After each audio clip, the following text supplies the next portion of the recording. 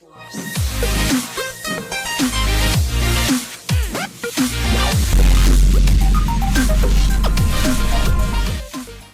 and gentlemen, my name is Brendan Plays. This is Total Extreme Wrestling, and we are playing our All Elite Wrestling Save, week number 1 of March. Falling a little bit behind with the real life schedule, but that's okay. We're moving on from Revolution. That was our last show that we had in the series where the Young Bucks Inner Circle was the main event. The Young Bucks new tag team champions in that one 82 rated match, but the best match on the card was Kenny versus Cody. 87 rated. Overall, we had an 81 rated show, easily our best to date, and it's time to keep that momentum going. That is the big key. Can we keep it rolling? Well, fingers crossed we can. Now, obviously, pay-per-view's done. It's time to kind of take a next step. What is going to be happening in the next coming months in terms of storylines? Well, Christian, he's back. Now, he'll be coming in a big role.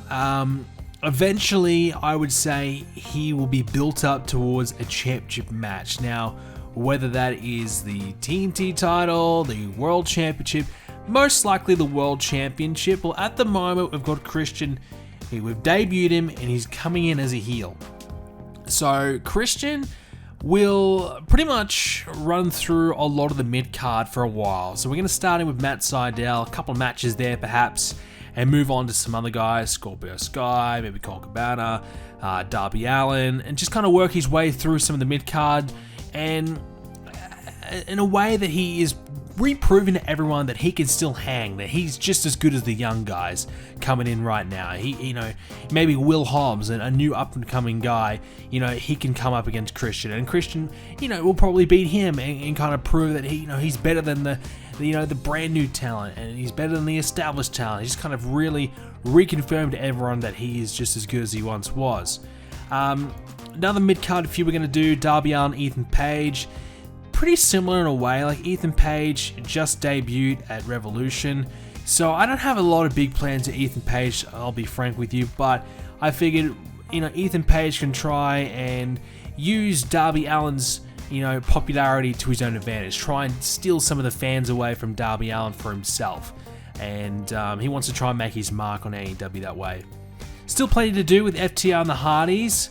And we will be replicating the Pinnacle. So we're going to debut the Pinnacle probably in the next episode of Dynamite. And there's an opportunity for the Hardys to be involved in this Pinnacle storyline. We'll get to that in a second. Inner Circle Young Bucks. I'm still undecided if I want to do a rematch here. I think I might. I think I might do it on a Dynamite or some sorts. Inner Circle is in a bit of a tricky standpoint because I'm not sure what I want to do here. We look at the Pinnacle. They might be the next top faction in the company. In fact, they would be if MJF and FTR are in the one group. That's a much bigger group than Jericho and Proud and Powerful, Sammy Guevara. So in terms of popularity, they would be the best, or would be the top heel group. And then we already have Inner Circle, and now we have Kenny Omega's new group, so we don't really have a top babyface group. So would you be able to turn Jericho and the entire Inner Circle? It would probably help the roster out a lot if we did do that. I know they just did it in real life, so it would be a bit of a copy of that. It would help out the roster a lot in terms of balance. So it's certainly something to consider because, Jericho, top main event guys, babyface, we're lacking a little bit in the heel side in the top main event spot. But, Christian's coming in now, MJF's coming into that role, Kenny Omega's there. So maybe we're going to be okay. And in terms of tag teams, well, there's always a chance, there's always room for a babyface tag team in the mix. And just be something different, but that's something we're kind of considering. Jurassic Express have been on a roll. We've been really working well with those two guys. I think we're doing a great job and really establish them as a threat in the tag division. And another team that's kind of fallen off a little bit in terms of a team is the Lucha Bros. But, as we've seen, Rey Fenix has done really well as a singles. He had that storyline with Moxley there, and he gained a lot of popularity from that. So we're going to bring them back in the tag division and have this a strong mid-card tag team feud. Still got the Dark Order storyline. I'm not sure where this is going. I think, if anything, Redbeard, Eric Redbeard, probably getting booted out of the group soon. I think, it's kind of floundering. I've kind of lost interest in the Dark Order and what they're really doing, and this storyline as a whole. So I'm not really sure where it's going to end up, if it will have any sort of destination. I think it's at this point where I don't really care that much about the Dark Order, and it's such a big project to really get them over in TEW that I don't really know if it's worth the investment. Kenny, the new Elite versus the old Elite. So this will lead to a blood and guts match. Adam Page, Cody Rhodes, now Paul White joining them. We got Anderson Gallows and Kenny Omega, of course. So the 3-on-3 blood and guts, we have that there, and I think that'll be good. I'm looking forward to that. It's either that blood and guts for that, or as we said, the Pinnacle storyline. So we got the entire Pinnacle. Sting was taken out by MJF and, had to be rushed to hospital, so Sting will be on the shelf for a while. And now that Sting's gone, there's no authority in AEW for a short period of time, which means MJF can kind of get his way and do what he wants. So we will do MJF and Moxley for the championship once again, that rematch from a feud a while back. Now MJF has his own crew. The advantage is in his corner. Sting's not there to kind of overturn it or overrule it. So most likely, it probably will lead to MJF getting the World Championship back, the leader of the Pinnacle, the World Championship around his waist.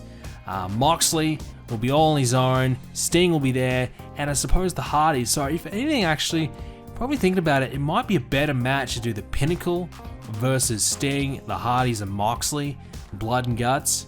There might be more meat on the bone to that storyline as well. So it's difficult. Either one would work well, but good to have a couple of options there. The TNT Championship situation, obviously we're coming off a triple threat. I still feel like there's more to dive into there. And now Brian Cage won that Battle Royal, so he's going to be inserted into that one. We talked about a fatal four-way between these four guys a while back. I'm talking about Cage, Archer, Miro, and Park. Well, now we might go ahead and do that. And we're going to start a tournament for the women. So we talked about a few months ago about doing a women's tournament. I know they did one in real life. They kind of beat me to it. So we're thinking a 16-woman tournament to determine the number one contender for the AEW Women's Championship. So at the moment, these are the matches we've got, but that could change. We might, we might do something different. I'm not 100% sure, but I think this was the setup that I went with to try and match up bay faces and heels and make sure that the right people are winning and they got, no one's getting buried. I think, whatever. But I feel like a tournament will be good just to get a lot of the women featured, and 16 of them getting featured I think is a good thing. Obviously, why wouldn't it be? 16 women getting a bit of an opportunity to kind of showcase their skills, because at the moment, we look at the women's side of things, there is some progress. Britt Baker, 37 popularity, that's great. Sheeta's got 35, she's been pretty underused for a while. Statlander has 36, Nyla Rose 33, 34.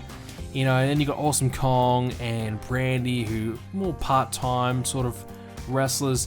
And the rest of the roster, there's not a lot there. Thunder Rose has got 35 in the Southeast, so that's pretty handy. But everyone else is low 20s, if that. So there is that trouble. Jade Cargill's got 30 pop. That's pretty handy as well. So, the other thing as well, we're looking to make a few new signings. So obviously Ryan Nemeth, he's been used quite a lot, the Hollywood Hunk. So we're going to bring him in. And the thing is, I actually saw Ryan Nemeth on an independent show in real life, probably 3 or 4 years ago. And he was probably the one takeaway from that show that I had. I was like, wow, this guy, he was the most hated guy in the building that night. And he is a guy I'd never heard, never seen before. Didn't really, I obviously heard Nemeth and thought, oh, that's Ziggler's brother. But other than that, I knew nothing about him. But that night, I still remember him getting a lot of heat. It was, 300 people there. And he was the most hated guy on the card. And I always thought, wow, he should be signed somewhere. So I'm jumping at the opportunity to get him. Shaquille O'Neal. So they've added him to the mod. So we're going to add him to the game. And I think we have to do it. Shaq versus Paul White, right? We've got to have that big match up there and probably have Shaq win. I don't know. But, we've got Shaq. I'm going to offer him a 1-year contract and we can use him as a celebrity figure for our company. Maybe a storyline or two. we'll figure it out. But, if you've got someone available like that, you might as well use him. JD Drake, we'll bring him in. I don't think he'll go very far, but we've got Cesar Bononi as well, so we'll have that new little stable they're doing. Mike Seidel, he looks terrible in that photo, but he'll come in, and that will give Matt Seidel a new tag team partner and a bit of a new lease on life. And Anthony, as his name, Ogogo, I think it is. So he's the British boxer. So I don't have a picture for him yet, but I'll add one. I'm going to bring him in as well. He does not have good wrestling stats, but he's signing to us now that he's in the mod, and we'll look to develop him. So the thing about it is we have such a massive roster at the moment. We're just getting name after name. We did get rid of Priscilla Kelly. We decided to finally move on from her. And I would have got rid of Bea Priestley, but I'm thinking that she might be joining AEW in real life, so we might hold off on that just for now. But we are signing a lot more people, and to be fair, a lot of these guys are just low-end guys to fill in the card. But it is good in a way because we still should have a lot of fresh matchups, and we should be able to build up our talent without really exhausting our best rivalries until we need to. Another one we got as well was Colton Gunn, so we brought him in. So we've got the full trio of the Gunn family, which is good. It's good to have all those guys available as well. So we are starting to really fill out the roster, and things are looking up in terms of our roster. I feel like we're really starting to get a good establishment of who the top guys are, and we've got a lot of mid-card guys to work with, and some got a lot of potential that we'll try and work towards getting them over. And then a lot of guys down the bottom that maybe you don't have a lot of a purpose, but they can be used as enhancement talent, which is always a must. You need to have enhancement talent on your roster, otherwise it's just not going to work. So with that being said, let's kind of jump into our next episode of Dynamite, week 1 of March. Still at the moment, I feel like we're a little bit reserved in terms of bringing in more fans. I think we could potentially upgrade our arena to get 750, maybe 1,000 people in attendance. A lot of incidents to look at. Sammy Guevara being cheerful to be around. Cody's helping out Griff Garrison, as is Daniels and Austin Gunn. Arn Anderson, Terrence Dudley, and Hardy and Jungle Boy. So plenty to like there. Lots of people getting improvements from their mentors. So I'm thinking, at the moment we've got a 600 person capacity. We just upgraded it recently, but it might not be a bad idea to think about maybe 1,000 in the near future. I know there is a potential for AEW to kind of move up and do more soon. And I know they're doing their first non-televised show, The House Always Wins. Well, I'm thinking we could probably turn that into a televised maybe pay-per-view, because Double Nothing's a long way away, so it might be a good idea to have another destination point along the way. I think in real life AEW should be doing more pay-per-views, probably at least 8 a year. The fact they're only doing 4 is not enough, and it certainly isn't sustainable enough in our game. So we probably will look to add more, and I like the name of that. I like the whole casino theme, so we probably will add that as well, and that could be maybe middle of April. So that will give us a destination in between Double or Nothing, which I think is the end of March. So that will work out well. Maybe 6 weeks build to each show after the last big one. So anyways, let's go ahead and book this week's Dark. Alright, Dark is all booked. Let's take a look at the opening segment. Tony Schiavone introduces Paul White as the new announcer for AEW Dark, 61 rated for that. So still going to use Paul White as his announce spot, because that's what he came to AEW to do. But obviously we're going to put him in a storyline as well with the Elite. Next up, Powerhouse Will Hobbs defeated Stu Grayson in 10 minutes, 35 rated match. Hobbs 41, Grayson 44. Excalibur and Paul White had pretty good chemistry when calling matches together. Well, there you go. That is fantastic. Great way to kind of start things off. Not enough popularity in this one to really get a lot of interest from the fans, but look, that's going to be the case with a lot of matches on Dark, just the way it is. We had a Dark Order backstage, and they have a bit of a meeting and kind of talking about Eric Redbeard's strategies and his workout regime and his new plans and ideas for the group. and they just kind of talk about how it's just not working for them. They're just not really gelling. Things aren't going well. They're not winning. Something might need to change. Hikaru Shida is being interviewed by Dasha about her chances of winning the upcoming AEW Women's Championship Tournament, 36 rated. Ethan Page and Joey Janela one-on-one, with Ethan Page picking up the win. Ethan Page 42, Joey Janela 47. Look, I've got no plans for Joey Janela, unfortunately, and whilst we didn't have huge plans for Ethan Page, I think there's a lot of potential in him being a really solid mid-card guy for the roster, so we probably had Joey Janela lose a few popularity points, hopefully to give to Ethan Page. Again, not enough popularity between these two to get a lot of interest, 36 rated in the end. Brian Cage is with Taz and Ricky Starks as Taz cuts a promo on Park saying that Cage is coming to take the belt off him. So the new number one contender is Brian Cage, and Cage is coming to get the belt off Park. The Good Brothers took on the Gun Club, so our first chance to see the Gun Club in action. The second incarnation of it, of course, Colton and Austin Gunn. And the Good Brothers picked up the win. Anderson 55, Gallows 53, Austin Gunn 22, Colton 19. And Colton Gunn's new gimmick was rated as awful. Not exactly the start that I think Colton Gunn was looking for here at AEW. 44 rated match. Jade Cargill and Britt Baker had a confrontation backstage about the Women's Championship Tournament. Awesome Kong there, though, to help, just simmer Jade Cargill down a little bit and make sure that she's not going to try anything stupid there. 49, though, which is good. Brandy and Velvet teamed up to take on Penelope Ford and Layla Hirsch for 36. Brandy 42, Penelope 31, Layla 29, Red Velvet 23. So Penelope and Layla have great chemistry when teaming together. Well, there you go, new tag team. I don't think it would really work too well, but if we need to, there's someone who can team up well with good chemistry. Eddie Kingston is with his family, the Blade, the Butcher, and the Bunny. Eddie Kingston telling us a story about his upbringing and how difficult life has been for him. It's a bit of a character developing segment there. 61 though, really good. Chuck Taylor, Trent, Orange Cassidy, and I suppose the new member of the Best Friends, they're all shown to be hanging out backstage. 56 for this one as well, really good. A couple of good segments there. Main event was Adam Page versus Eric Redbeard. Adam Page 65, Redbeard 47, 58 rated match. During the match, John Silver accidentally hit Eric Redbeard to cost him the match.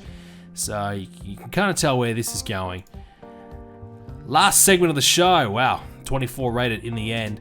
Eric Redbeard, well, he tried to attack John Silver for failing to help him and costing him the match. Instead, the rest of the Dark Order come out and make sure that doesn't happen, and they turn on Redbeard. Only 24 because not enough interesting stuff was happening, so we probably just booked this a little bit wrong in terms of this fine-tuning the settings. But yes, Redbeard pretty much gone from the Dark Order with that segment there. Maybe we might do a match, John Silver and Eric Redbeard, on the next episode of Dark. 24 for that segment gives us a 47 rated show. Alright, Dynamite is booked. Let's take a look at the results. Sean Spears and Griff Garrison on the pre-show to get us underway. Sean Spears picking up a win, 41 from Sean Spears. And then, of course, leads into our next segment. We've got the Pinnacle. MJF introduces the Pinnacle to AEW and says that he has nothing standing in his way anymore of Jon Moxley, and he is going to start taking what he wants rather than having to earn it like Sting wanted him to. So MJF's is getting a little stale apparently, so we might need to freshen that up. So yeah, here is the Pinnacle. You've got Cash and Dax, obviously Sean Spears and Wardlow with Tully. Looking forward to seeing this group. I really like the idea of it in the reel. I wanted to bring it into this game. Cash and Dax coming off a big win over the Hardys, so they've got some momentum. Sean Spears, yes, he's been dead in the water, but it is a way to resurrect his career. We have been thinking about either releasing him or trying to do something with him. This is the something that may work. And, just his association might be enough to get him over. And Wardlow, we haven't had him wrestle a lot, but obviously he's got plenty of popularity and has been doing well with MJF. So, yep, they've officially debuted as a group. Brian Cage defeated Colt Cabana for 63. Cage 63, Colt Cabana 51. Good match. Very good, actually.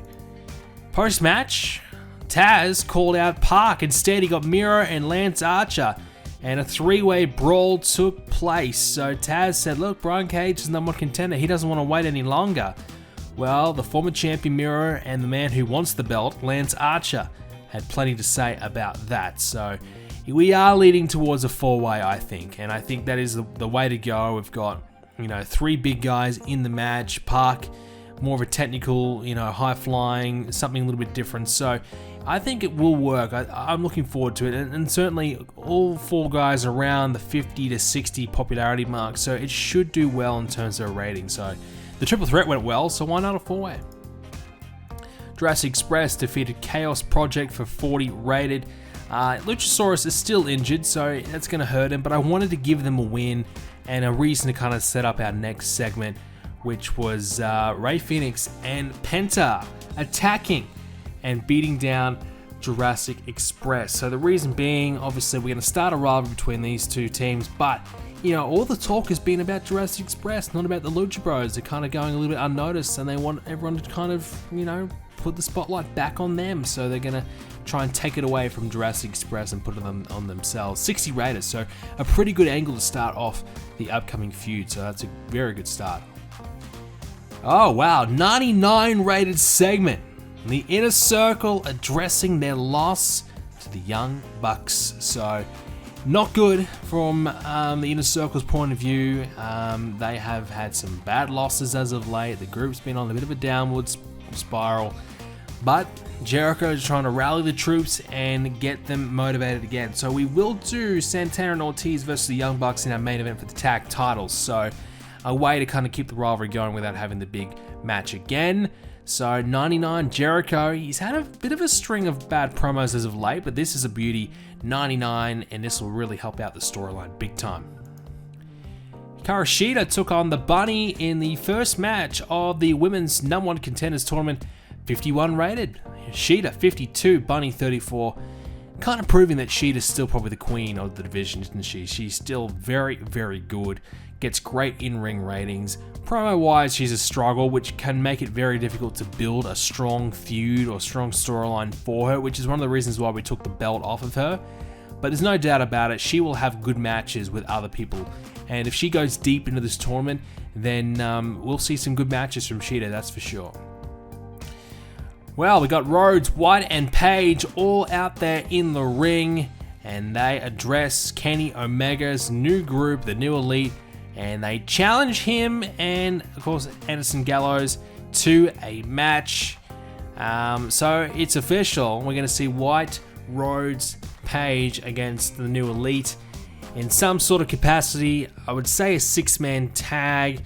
I thought about Blood and Guts, but I think we might do the Pinnacle versus Moxley, the Hardys, and Sting instead.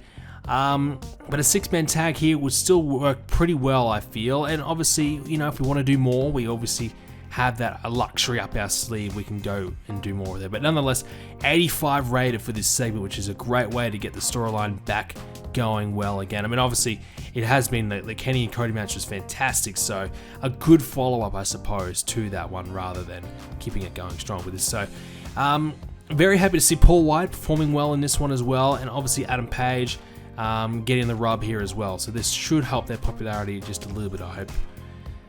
Darby Allin, Darby Allin defeated Kip Sabian, but he damaged his cruciate ligaments, so sustained a damaged cruciate ligament. So a 64 rated in-ring performance from Darby, beating Kip Sabian. So Darby did really well, great, but an injury, that's something that could be very concerning. We had Ethan Page watching in the crowd, kind of keeping an eye on it to keep that storyline going. But I don't know, now a 51 rated match, that was great, but the injury, we'll have to wait and see how that's going to play out. Kip Sabian was backstage, pretty down the dumps. Miro offered to take Kip under his wing to try and help out his career. So we're pretty much getting these two as baby faces ASAP. Tay Conti and Abaddon had a one-on-one match in the women's tournament. Bit of a dud match here, probably didn't need to be on the main show, but look, that's the thing. We want to get these women more exposure, get them some matches. That's the plan here. Abaddon picked up the win, and Tay Conti has been eliminated. The 24-rated match, yeah, not good. Speaking of the women's tournament, Vicky and Nyla, they cut a promo discussing the upcoming tournament to advance it. 49 rated for that segment, pretty good. Christian Cage is backstage getting interviewed by Alex Marvez. Christian says he wants to prove he's still the best. Matt Sydal confronted him and said that he'll offer to fight him next week if he wants to try and prove it. So I suppose we'll get Christian in the ring wrestling next week against Matt Sydal. Yeah, as I said, the plan is for Christian to kind of run through the mid-card a little bit, have some good matches, and kind of get his groove back a little bit for us to get a bit of a gauge to see where he's at. Is it worth getting Christian involved in a main event, high-profile feud? I think it's best to kind of see how he's performing before we pull the trigger on that, nonetheless. So 61 for that segment. And the main event, the Young Bucks versus the Proud and Powerful, 75 rated. Nick Jackson 83, Matt Jackson 82. Lacked a bit of psychology, yes, but still, we had to try steal the show with this one. We need one steal the show every show, so this was that one, and 75 in the end, pretty good. Ortiz 60, Santana 57. We put the tag titles on the line, so the Young Bucks, new tag team champions, first night in, they have to defend them, and they were able to do it. Good main event match, and the segment to follow. More people are getting stale. Guevara and Matt Jackson all getting a little bit stale with their gimmicks as well. Well, it was Sammy Guevara and Chris Jericho ambushing the Young Bucks, and they take back their belts. So here's the interesting thing. So instead of letting the Young Bucks walk away with the belts, the Inner Circle grab the championships, and they take back what they believe is still rightfully theirs. But it's not. They've lost the titles, but they're going to take them home with them nonetheless. 74 for that segment, so it didn't quite do as well as perhaps we would have liked. But it gives us a 65 rated show, yeah. You know, we had one good match. We probably needed to have another solid. I suppose Cage and Cabana was pretty good, but maybe one more closer to 70 rated match to really lift up this show a little bit. So not quite executing as well as perhaps we would have liked. Alright, let's take a look at the results. NXT, 734,000 viewers. They had a 70 rated show, so that obviously beat ours. We had 799,000 viewers, so pretty good. Pretty good. Obviously not quite a great follow-up, I suppose, in terms of a rating. But nonetheless, Darby Allin, how bad is the injury? That is the big question. And oh my god, 6 months. I felt as though that was going to be tough, and it certainly was. Wow, 6 months. Darby Allin is gone. Oh, that hurts. 43 pop. Yeah, it's not the biggest popularity in the world, but he was really starting to head in the right direction. Good matches from him. Well, you know, he did lose quite a bit of popularity actually from, I guess, the Moxley situation. I don't know, but he was up to 47. He dropped quite a bit, but nonetheless, now he's out injured. We can't do the Ethan Page match, so forget about that. Luckily, we only just started that, so that's not a big deal. But yeah, no Darby Allin, gone. So that's a big loss. There's no doubt about that. I don't know what we're gonna do. Our mid card takes a huge L there. Ooh, yeah, that is not good at all. That's okay. Ryan Nemeth's gonna join the roster. It's all good now. Out with see you Darby. That's all good. We got Ryan Nemeth and we got JD Drake. So it's all good. We lose Darby, we replace him with some... Nah, who am I kidding? Yeah, yeah. Not good at all. So, yeah, I don't know. I don't know, man. That's a big blow. That's a bit of a bummer. But actually, in the end, I actually had Kip Sabian beat Darby Allin. So that was a mistake on my behalf, but probably a good thing. Because Darby Allin's gone, at least Kip Sabian gets something out of it. So I did not mean for that to happen at all. But Darby Allin lost 3 pop, and Kip Sabian gained 5. I I wish I had did that I wish I had Darby lose to someone better than Kip Sabian, but that was a complete oversight on my behalf.